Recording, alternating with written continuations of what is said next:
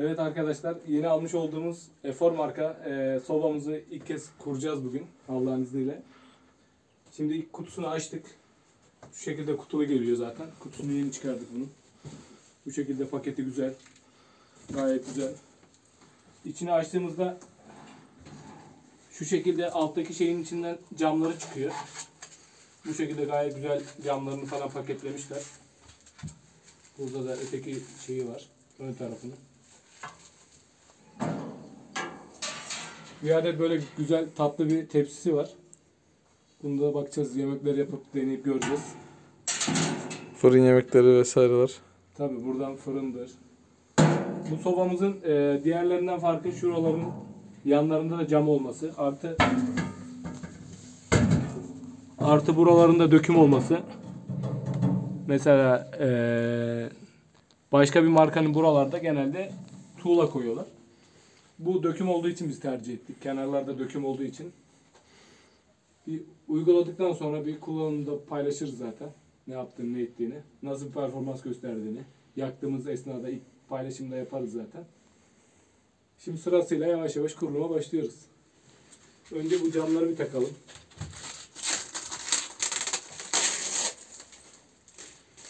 Burada malzemeleri, bağlantı elemanları. Gayet düzgün bir şekilde paketlemişler.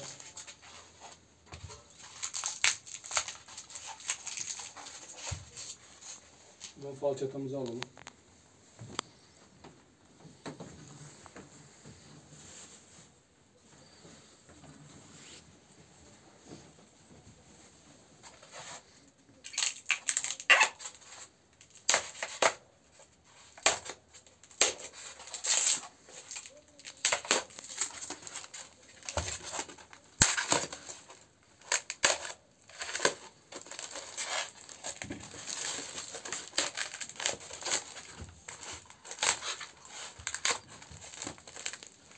Evet, camları gördüğünüz gibi gayet güzel bir şekilde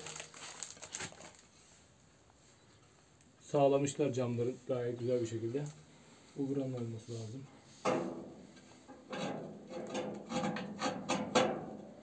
Sanırım böyle. Koymuşsun mu? O şekilde. Şeylerin yok kırıp.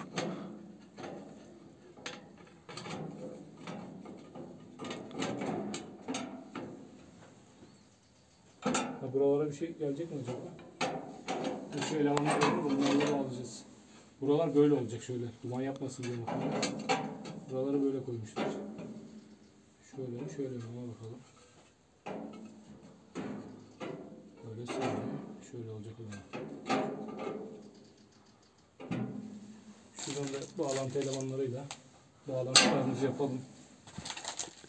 Yaparken gösterecek misin yoksa bittikten sonra mı? Tabii gösterelim şimdi bağlantılarında nasıl olduğunu tarif edelim.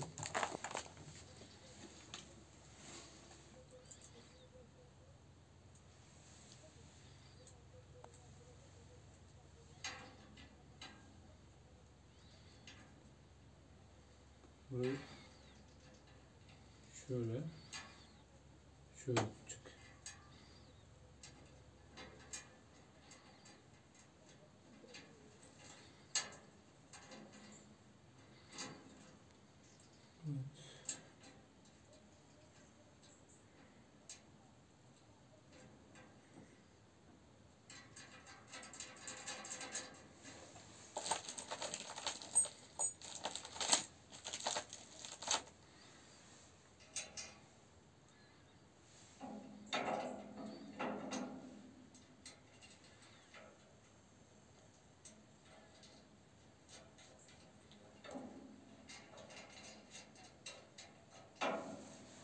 Böyle. Şu şekilde.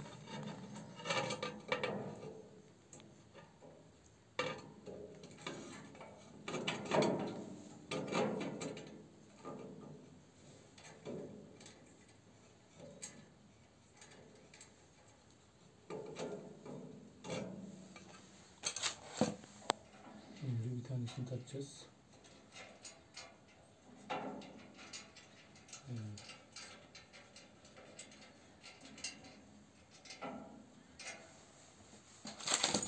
taraf takmak gerekiyormuş. Bir tarafı söktün ondan sonra mı şey yapıyorsun? Evet, bir tarafı söktük. Sonra diğer tarafı yapacağız.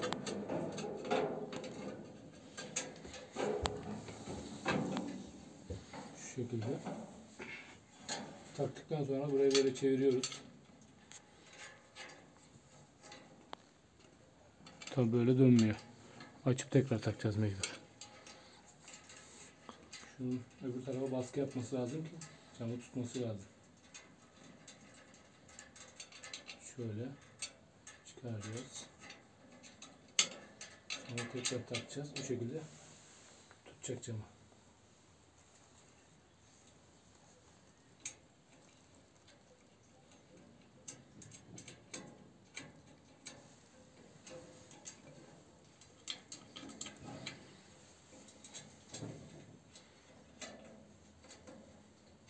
Şimdi böyle tutturalım.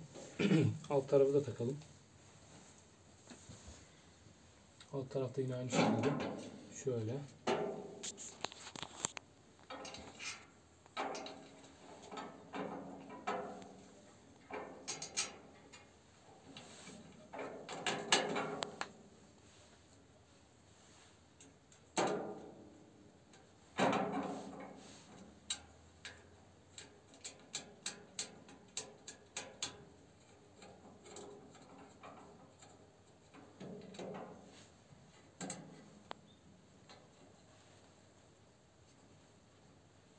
Evet, bu şekilde üst camımızı taktık. Diğer camları da bu şekilde takacağız sırasıyla. Gayet de güzel duruyor. Şöyle ayarlamasını yapacağız. Sonra güzel sıkacağız sonra bunları.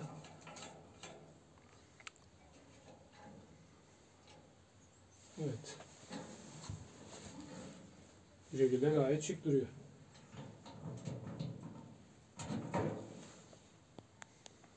Buralarda bu şekilde. İçi bu şekilde. Şimdi üstünün camına bakalım.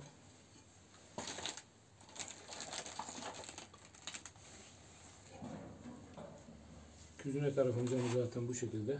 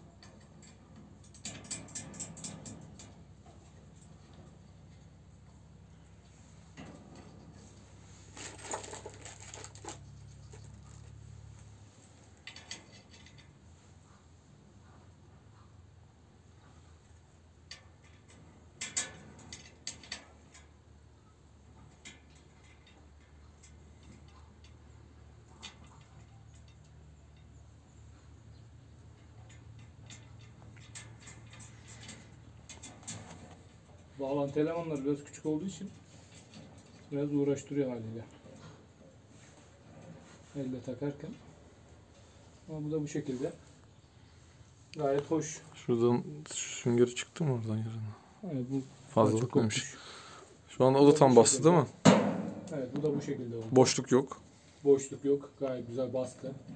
Kenarlardan sıcaklık dışarı geçmesin diye buralarda güzelce yapmışlar. Bir kenarlar kalıyor. Kenarlarda direkt içine geçmiş mi yapmışlar? Buradan civataları açmak gerekiyor. Sanırım. Civatalarını açalım. İşte. Evet, bu yan tarafların üstüne bu civataları oluyor. Civataları söküyoruz arkadaşlar. Sonra camı getiriyoruz. Bu şekilde koyuyoruz. Şu içindeki diğer aparatı getiriyoruz. Söktüğümüz civatalarla birlikte buraya tekrar monte edeceğiz. Şu şekilde tutturacağız.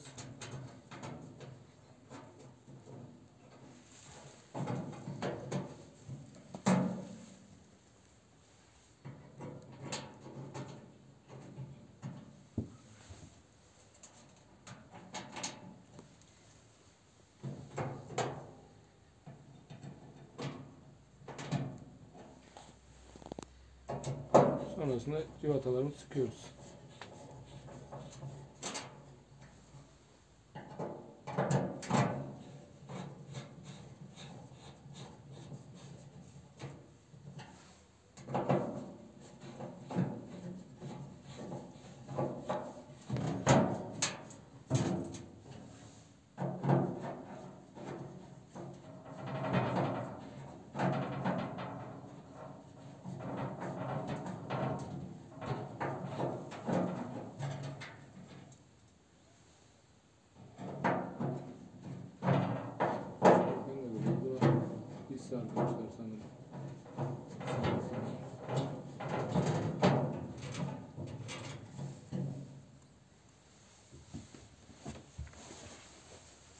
Orayı keselim.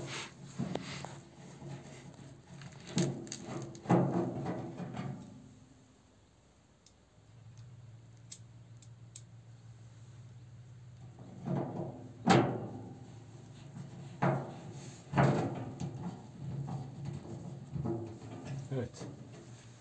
Bu taraf tamam. Şimdi diğer tarafı takacağız.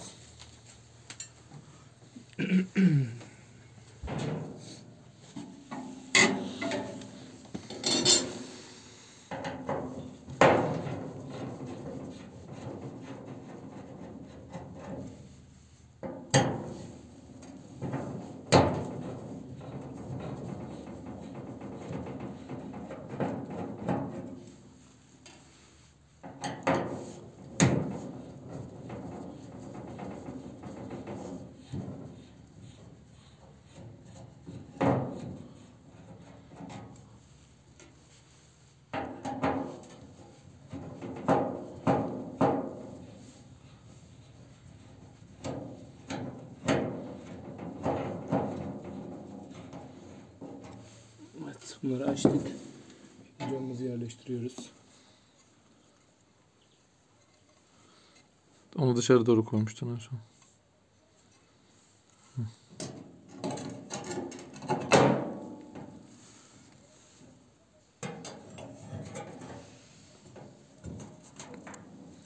Tutayım mı? Duruyoruz.